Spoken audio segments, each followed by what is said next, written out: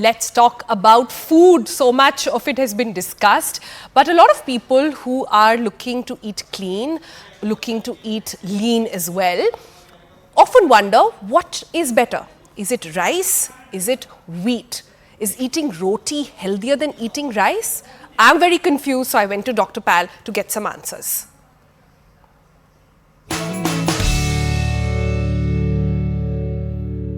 So we have spoken and we all know about carbs being good and bad. We know about timing of food, etc. But what kind of food? There's a huge debate online about wheat versus rice. You crave for some carb during the day, and now we've told you which time of the day it should really be. But what kind of carb? If you're trying to cut down, if you're trying to lose weight, if you have diabetes, if you have any other ailment really, what should be your go-to lunch or dinner sort of carb intake? So Dr. Pal is with us. So tell us, wheat versus rice, who's scoring on what front? So it's a very debatable question, and I get this question all the time. So I'm from Madurai. So I grew up eating rice a lot more. So where did you grow up? In North India. I grew up eating a lot of roti. Roti. Yeah. Roti. So both are good. That's the first thing. Okay, both are, which is superior is the way that we are trying to get at.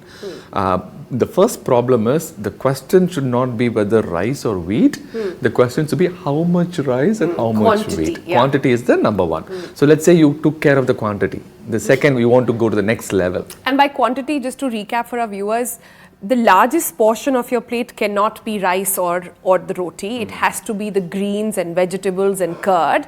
And then the smaller partnership in this is rice and roti. Okay, that's just to sort of put a perspective. Yeah. So I did a video showing a reverse banana leaf method. Yeah. So you go to in South India, it's a very common thing that they serve out banana leaf on big parties and marriage functions. So what I did was people are standing in line. I was sitting, and then they were serving me. So I said, put all the vegetables on this side, and then put the rice on the other side. Okay. So the servers thought that I was playing with them, so they took the chair and then put it on the other side. So the concept of that is, if you have all the vegetables over here, it is rich in fiber that you eat, you will become full, so you will not eat that much amount of rice. Correct? Okay. So again, rice is not that bad, it is just the amount. Same thing as you said, that is a small trick that you can do to decrease the amount of rice consumption. The same thing goes with roti as well. So if you took care of the first step, the second step is which one is better.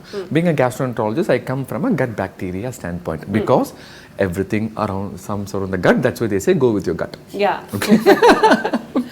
So there are multiple research showing that the bacteria in your large intestine and small intestine is the main culprit for everything.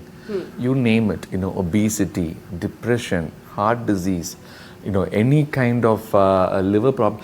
Everything, what you say, because it plays a role in hormone metabolism for the whole body.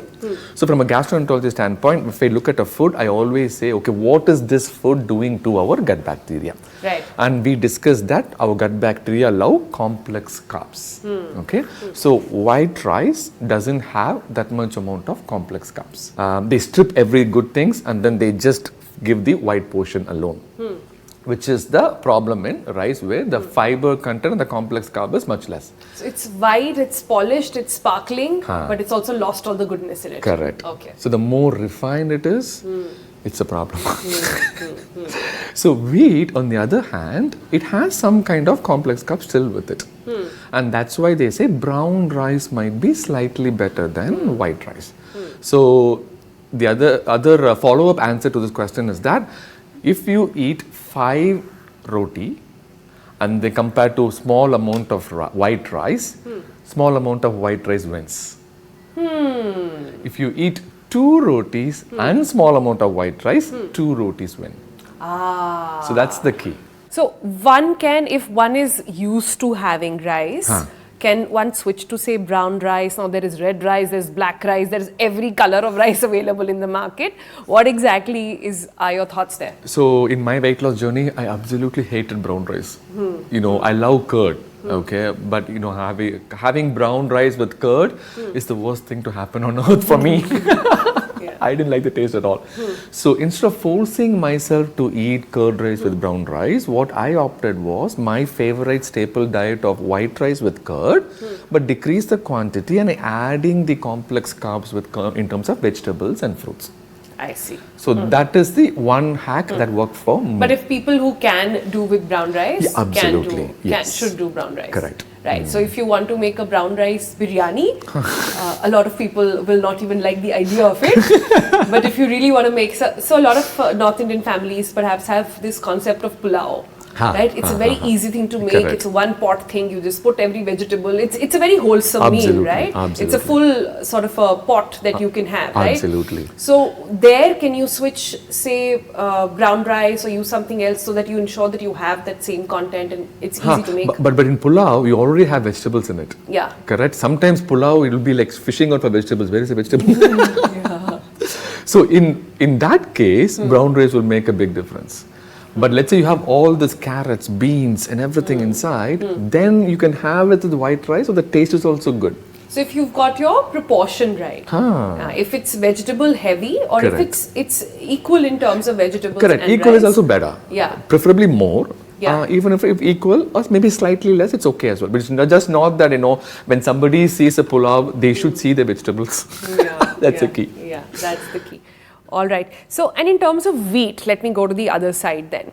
People are used to wheat. Nowadays, there is a whole, every day there is a new video or a WhatsApp that pops up about this new kind of atta which is out there. There is kale chane ka atta, there is this atta, and there is beetroot atta, and there is like so much of all those things out there.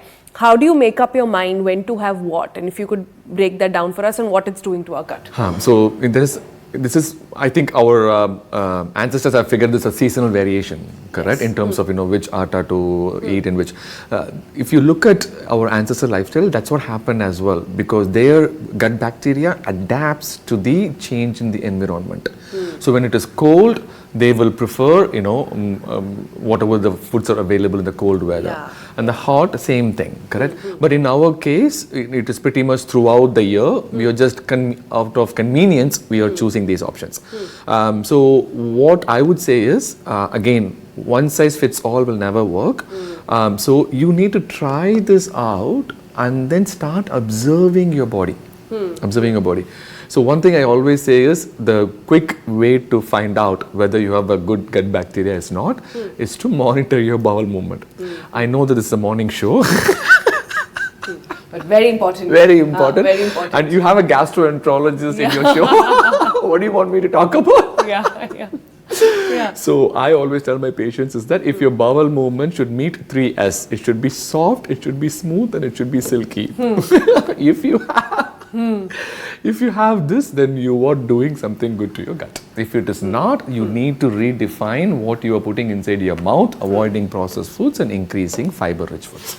Right. So it's very simple where you got to listen to your body and understand what's working for you. But a key takeaway for me in this rice versus wheat debate really is that having little portion of whatever you really crave for is okay. So in order to have it in the long run and not have it impact your body, keep at it. Just ensure you're having the right amount and not the volcano, as we always see popping up on our